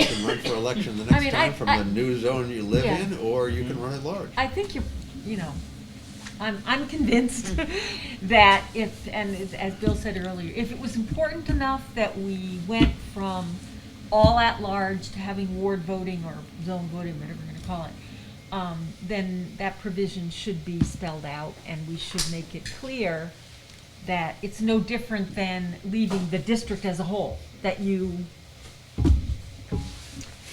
I guess. I can say how we handle these things in the past Yeah. under the charter. Is board member A moves out of zone A, then he or she writes a letter to the board and says she's moved into zone B. And so as a board president, you'd say, well, will you serve out this year and your ward will come up for election the next time, if it's 1 year, 2 year, but just for continuing the importance of this person to a board, and not filling in with someone that doesn't know what they're doing. That's, to me, it's not in the charter, but that's how we would do it. And that makes sense to me. Serve out the year till the next election, and then you can't. Well, I'm a big believer in not adopting rules that you don't need to adopt. But, and that gives the board some flexibility. And I don't think it's been a problem that, you know, when you fill out your candidacy, you gotta list the ward you're in. Yes, you do. So, So what Clint just described, if we put explicitly in the charter that you had to remain a member of that zone, the board would not have the discretion to say that, to say, fill out your year, because to me, then that seems overly restrictive, because. it would be contrary to the charter to allow it to be done. Exactly. But now let's think of how that gets presented to the voters, right? That, you just get into this Yeah, I know. issue of how much, and maybe we come around to the view that it hasn't been a problem, let's not deal with it, let the school board deal with it as they see fit. It's a little inconsistent with what I said earlier, and it's a little inconsistent with the whole notion that if you're gonna have ward voting, people ought to be in those wards, but maybe the simplest thing is to allow some discretion within the school board and just say, leave it alone. So, Can we address it? I mean, Tracy makes a great point, and Kate has mentioned it as well as Nancy.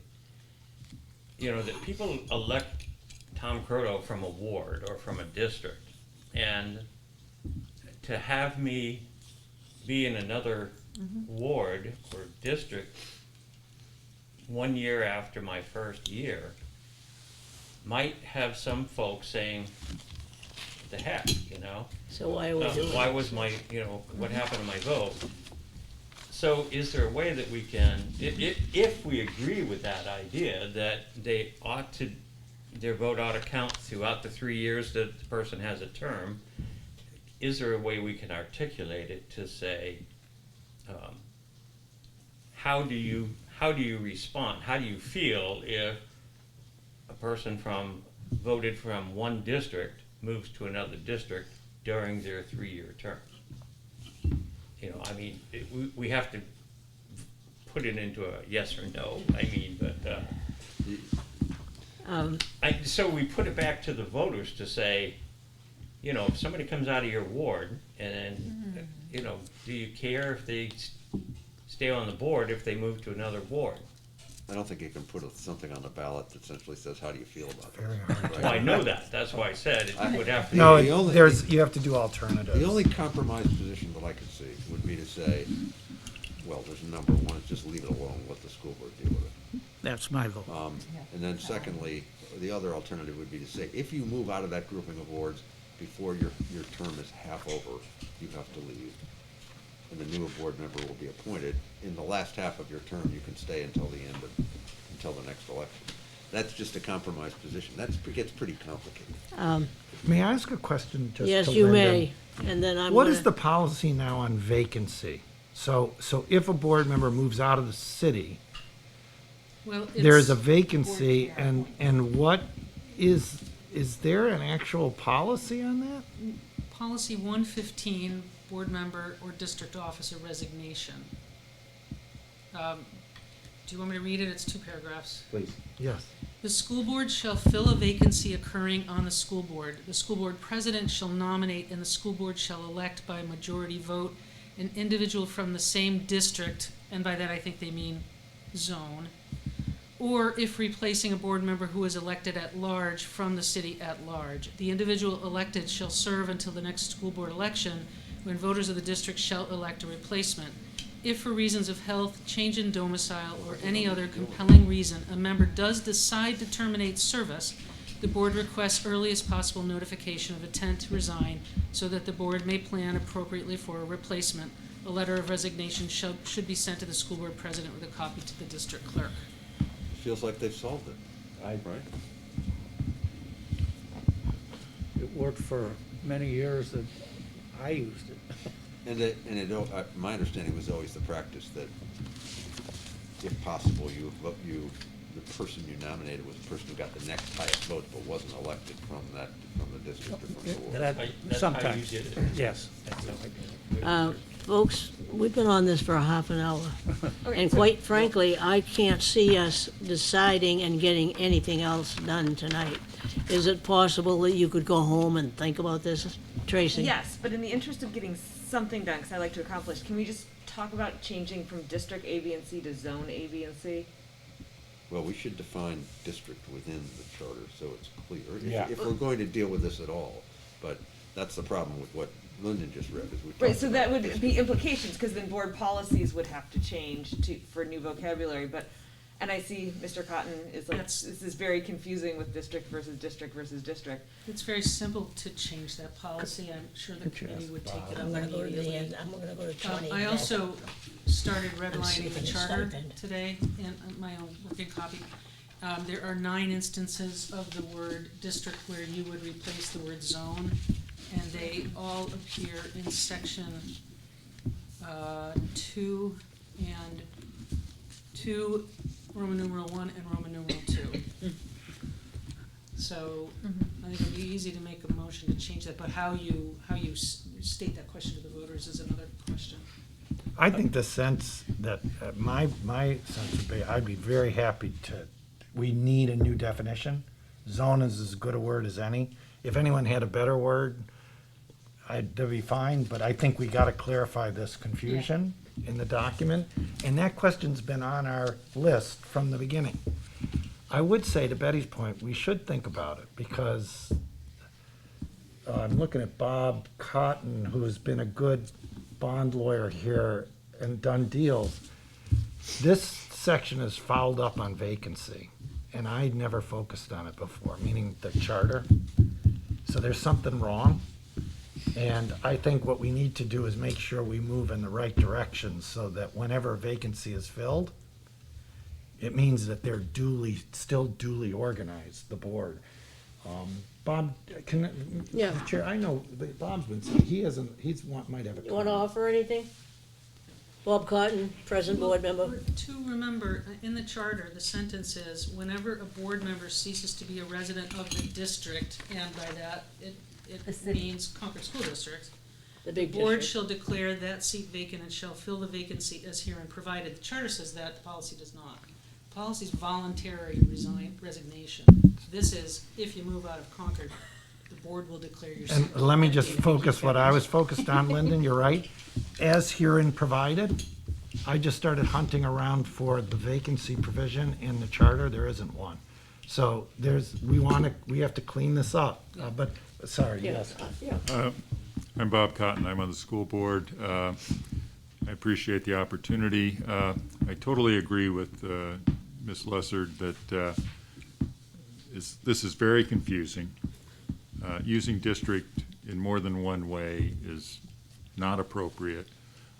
We should change it to zone or whatever other word you want to call it. I think you've already decided that it's important to have representation from each of the zones. And I think it then becomes a question of how long you want to allow somebody who no longer lives in the zone to represent a zone.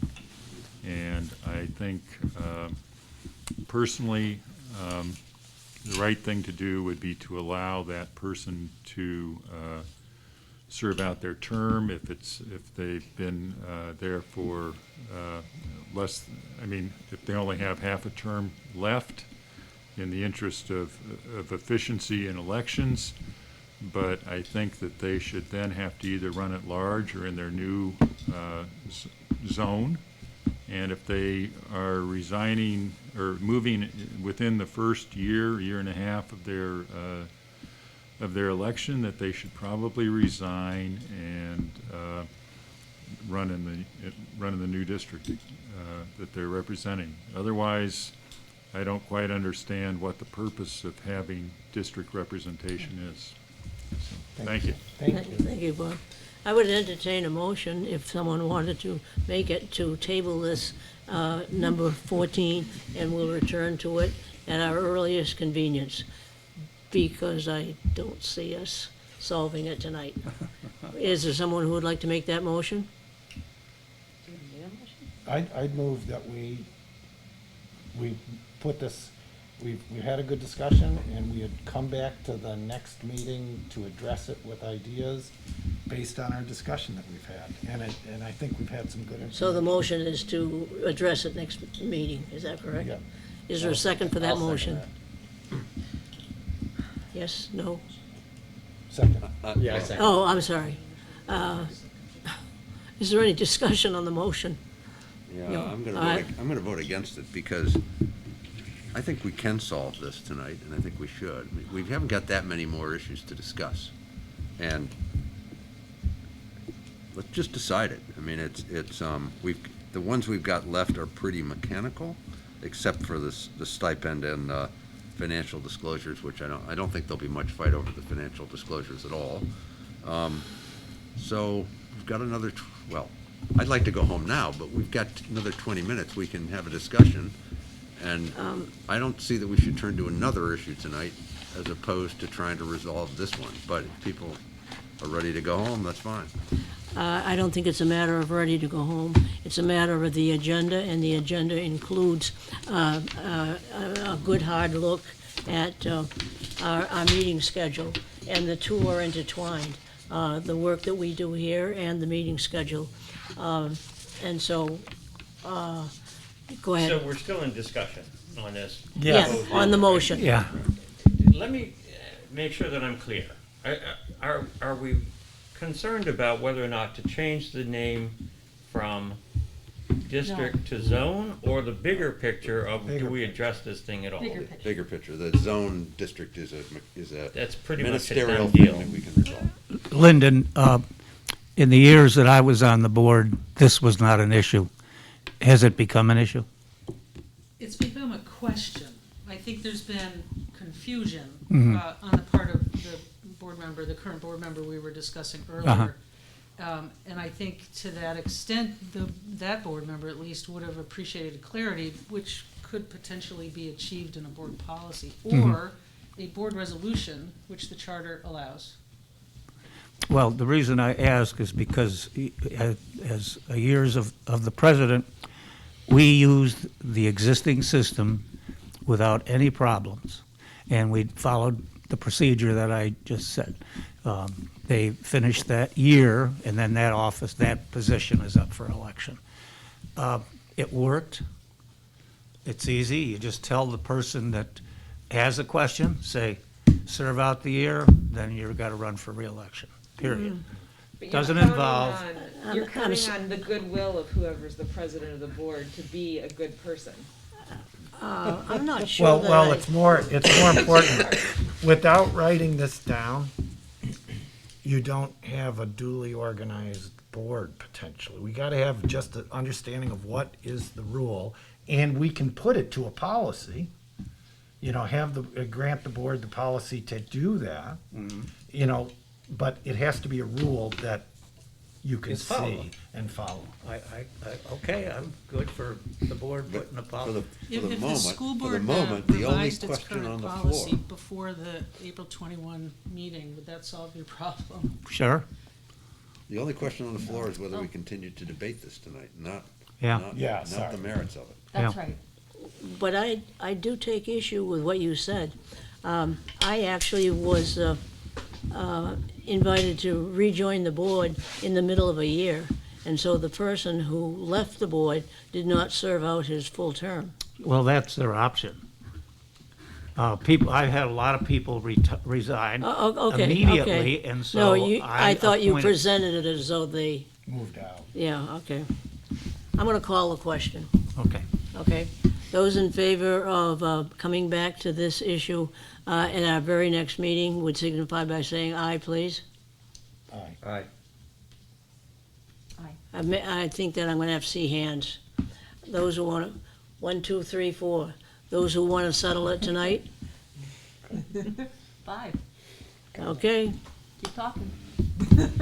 So Bill's been convincing to me that if this is a question of whether the board is duly formed, then I think we have to address it. And the way to address it, I think, is the only way to set a clear rule is simply to say, if you are elected from a zone, you stay in your zone. And if you move out of the zone, then you're replaced. So I have a question for you. So would that be at the next election period or immediately upon the date that you move out? When you move out, you're no longer. I just wanted to clarify that what you were saying. Just the way, I mean, look, there's a rational basis for having somebody who's on the school board live in the school district. And that's because you gotta be a voter and you pay taxes and all of that. I don't feel so strongly about this one. But if it's a question of whether the board is duly constituted, then that's a different issue. And Which Bill, only needs a rule. It could be a different rule, but you just need a rule. I Well, can't can wait if we decide to go with an amendment to put on the ballot what it would look like. Well, Yeah. this is, I think that it actually, the city has simple language that says you've got to be a voter in the ward, and they use wards, and the city is Can I look at this back here, one? yeah. You got to be a voter in the ward in order to run, to be a candidate. Okay? That's easy. Yeah. And then the next statement is, if at any time you move out of your ward, and they have at-large systems too, your office becomes vacant. So there's period, that's easy. And then the question that we've kind of bundled together, which is why I think you need to sit down and write something down, because right now we've bundled, like zone is easy. The other stuff we just took through is harder, and then the hardest thing is vacancy. So what you've been talking about, Clint, is the policy on how vacancies get filled. Right. The vacancy automatically occurs when the person changes residency. And now the question is, how does this district fill a vacancy? You've said one way. The policy says that when the vacancy occurs, that the school board chair can pick someone who then is subject to election by the school board, who fills out the balance of that term, and then there's a new election. Right. So the city doesn't do it that way. The city has a special election process that goes, we don't want that. So I think that I think maybe a way out is to get the first one perfect. That's an easy rule. You gotta be a resident in order to be a candidate. The second rule is, if you move out, your office becomes vacant. You're automatically not a member right at that moment. You don't stay on. Move out That's a of little which? different. Move there out two of amendments? which? Your zone. No, this is gonna be just the section 5, which is the screw up here, Yeah, gets reworded okay. to be right. It's And- real simple to do. And then it is very simple. And then the Okay. third thing is, How do you fix it? the vacancy should be, vacancies shall be filled, and you The said. problem is the as here and Yeah, divided, yeah, because it's just not as here and shall be divided, right? The board shall declare a seat vacant and shall fill the vacancy, period, in accordance with policies adopted by the board, or So something that's like just what I that. was gonna ask Yeah, right. you, is at what point, does The it vacancy. then become a policy and no longer in the charter? And If you it's just- you where just we said say and it. that's good, that it's turned over to the board at that point. And it to makes it decide how clear to fill that it. what we're saying as a matter of Yeah, policy is, we're that's- saying, no new election that's a specialty. We're going to end up filling it with someone that way. And those three things resolve this issue. Yeah, So, Bill, That's very for clean. next meeting, could you have those three things out and we vote up or down? Yes. And put it behind us? We can do a draft, and I would circulate it with anyone on, well, I can't circulate it with all of you, but with at least the lawyer. Can I just clarify the three things you're talking about? The first two are really simple. It would say, is not a duly qualified voter in the district or zone in which they are to be, district Yes. or zone, we'll And define vote, zone. Secondly, whenever a board member ceases to be a resident of the district or zone, Yeah. the board shall declare the seat vacant, period, full Yeah. stop. Well, shall declare the seat vacant, period, vacancies shall be filled in accordance with policies adopted by the school board or something like that. Yeah. Is that what you're talking about? Good Those are the enough. 3 points? That would work. Okay. That's actually. It's And, very clear. yeah, That leaves Yeah. no room for interpretation, and I think there's a lot of unclarity in the document, and there needs to be Yeah, more that's clarity. very clear. That's good.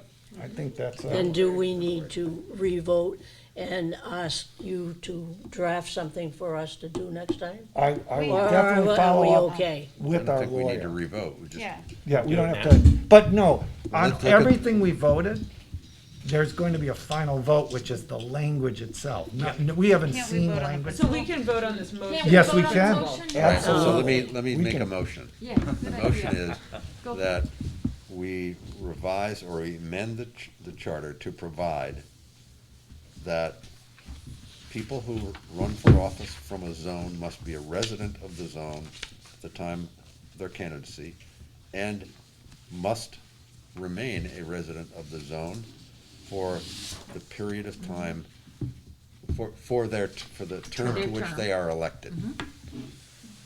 You captured that too, Kate? Pardon? Sort Did you of, also- yeah. Must Just remain wanna for the make sure term. Dawn gets that. If you're Must gonna- must And then- remain a resident of the zone for the remainder of their term. Okay, we've heard it twice. We've heard it first from Bill I Oettinger, second and we've heard it from Bill Glenn, and it has been seconded. Is there any discussion on this latest motion? Well, What about that third?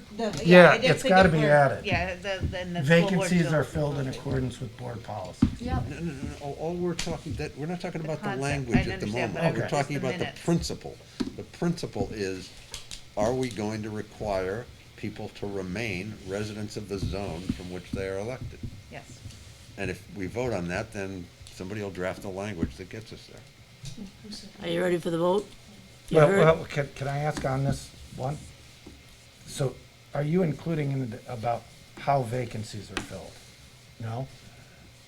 I'm first trying to get to the, all right, let me go back. All right, I'll make another motion. The motion is that we amend the charter to provide 3 things.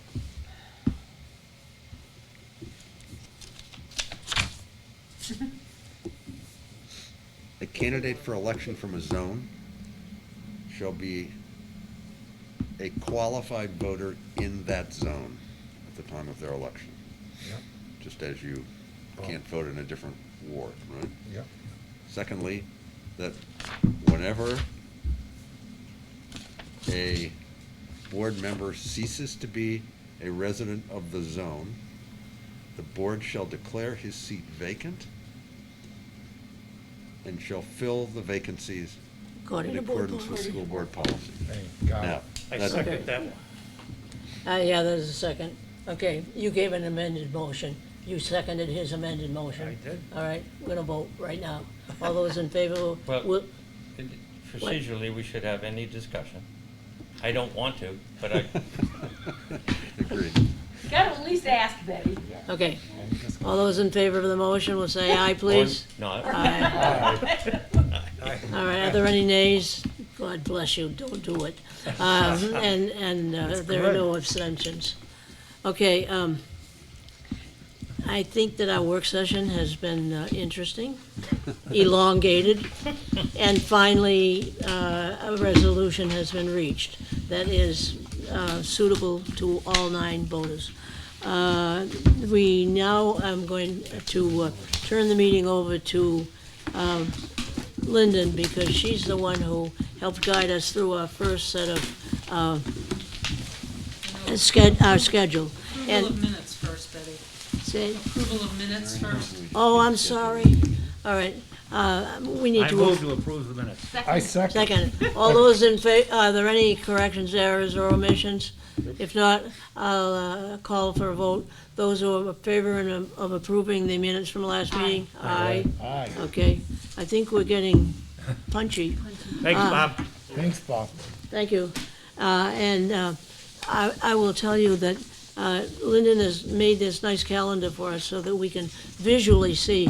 I think a lot of us are very visual. We like to see the wordage that's going to be out. We like to see the map.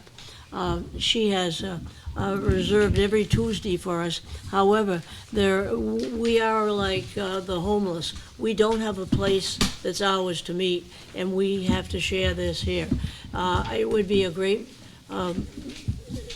good move for us to schedule ahead, but it'll also be helpful to the school board, who has an increasing schedule and has their demands on this room too. After all, it's theirs. And so I'm going to turn this over to Lyndon, and I looked up in the minutes and I found that we had scheduled meetings for March 8 and 15. Does anybody else have that same information? Yes. Okay, but I don't have notes for April. I remember that there were none. You didn't go that far. I was gonna say, I was looking for something that didn't exist.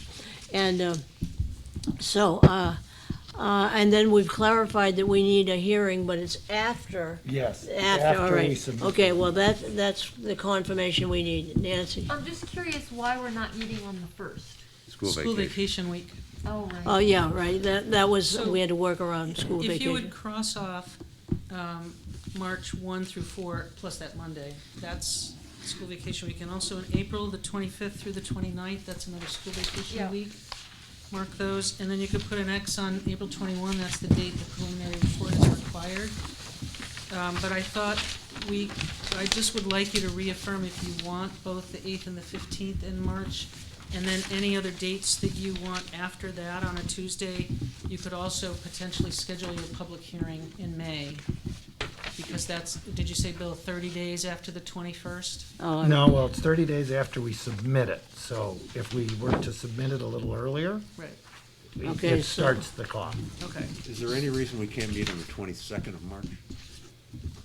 No, you just didn't get that far the last time you voted to I'm meet. wondering So- whether if we, Yeah. rather So- than trying to pick too many dates ahead tonight, if we had 3 dates, I Right. think it's gonna be fairly easy to finish the ones that are open, that we don't have some other thing to do on, like Jim's opinion on the amendment process, or our treasurer and clerk, which I think is the sense of the charter commission, but we just need some support on the language. So you're reaffirming the 8th and the 15th in March, yes? Yes, And you want to add the 22nd of March? sure, Yes. yes. And any other dates going forward? I gave you calendars through June. I'm happy, I mean, you have the room reserved, but not just the board, we have other meetings. Yeah. And if you don't think you're going to use some of these dates, I'd like to free them up. I know it's hard to say, but I thought maybe you could go through April. Let me ask the question of Bill and the folks who are mightily helping out with the preliminary report. Is there a need or a desire to have this group meet once earlier in April, prior to your drop-dead date? Yeah, because what's gonna circulate is a draft preliminary report. And that should be, presented, and people will look at it. People will have comments that would be provided. That might happen on the 12th. And then there's gonna be a final meeting where you say, this is it, we all vote, it's final and locked, and you sign it, Well, which that could be the might- that might be 19th. a- would go with the 5th. 5th and 12th. The 5th. Good, let's do it. So That's great. have meetings on the 5th and the 12th? Yeah. Okay.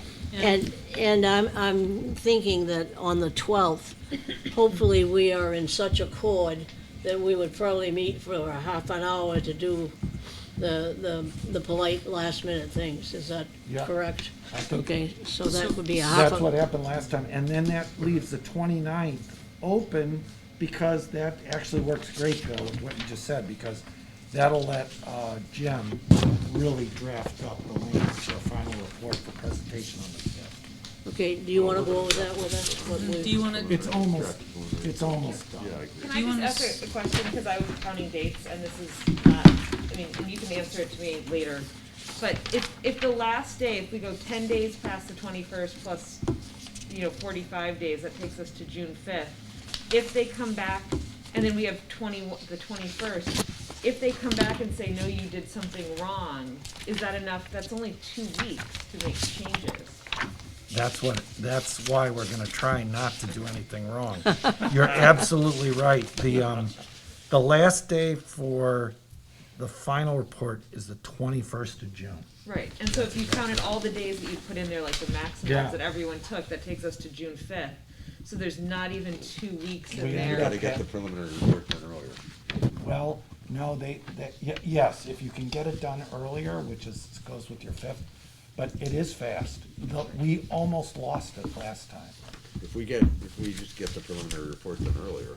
So once we decide on the issues that are gonna be on the ballot, doing the preliminary report itself is not gonna be hard, except for Jim to tell us what's the language that has to go on the ballot for that. So so that would favor meeting on the 8th, 15th, and 22nd, in which case I think we'll have nearly. So we can move faster if we're faster. I was just wondering, Which like, month what are you happens talking if about? there's. Yeah, what are we on? March. He's talking about March. But, yeah, but I think that also goes to the fact that we should try to move through some of these, as many as we can We've only next really got week. 2 left, I think, that are, so we've got the stipend issue, and we've got the financial I've disclosure got 'em all. issue. So we just need to get going next week and get it That's done. not- Well, I was The week hoping after. we'd The get week done after. tonight, but that didn't happen. It always takes, listen, the stipend issue is gonna have a little wrinkle. I predict. I was trying to foreshadow one way out of it, but I think, Let me just suggest this, you put a number for the stipend in an amendment to the charter, It'll not get voted and there's on. like a 30%, 10% chance that it's gonna be approved by the voters. I agree with you. May I know, I appreciate writing and making, that Bob's point, but let me tell you what, folks, I've been involved in these things at the federal level. There's no easy way here. May I propose May 10th for your public hearing? Yes, that's where I was, as a courtesy to the school board, can we Oh. find a, how shall I say, most probable date in May, works. so we can have the public hearing as required? And then that will give you a lot of Tuesdays to free up for the school board. We have to remember that we are their guests. That works for me. And Okay. what, that would be at the usual time? Anytime you want to have it. Yeah. What day? I mean, again, it's a public hearing. Do you want May to have it 10th. as late as 7 when you're talking about the I'm sure we'll public have thousands. coming? We will, we'll be standing room only. Why don't we do it at 6? Can we do it at 6? Maybe we should check with Yes, we Charlie. can do it and- at 6. and Roy and see what's Charlie and Roy, works. Charlie and Roy show. Yeah. Do you want to do it at 6 o'clock or May 6:30? what? May 10th, the Well, public actually, hearing. I May think, 10th at- wasn't the point to do it later so that people aren't, that they Stuck with come it. out? It's, Now this we- is your decision. I don't, No, I have the room I would reserved. I say just, either stick with- 6:30 or 7. I Stick think, with Stick 7. with 7. Stick Okay. with 7. Okay, but before we leave, I want Lyndon to go through just say all of them, so that we can make sure that we are all operating on the same page, so to speak. Could you help us out? sure. I will keep the room reservation through June on Tuesdays, but if you don't have a meeting scheduled and this school board or another group needs it, I will release it to them, okay? So March 8th, 15th, and 22nd, these are all Tuesdays. April 5th and 12th only. May 10th for your public hearing. And then I just marked June 21st as the last day for the final report. I don't know that you necessarily are meeting, Good. okay? yeah, it's great. I move to adjourn. I second, is that okay? It's been moved and seconded that we adjourn. All those in favor say aye. Aye. Great job. Good job tonight, folks. I'm glad we've got a good. Yes, thanks for making us work through that. We're awful nice to each other, and that's wonderful. That's good.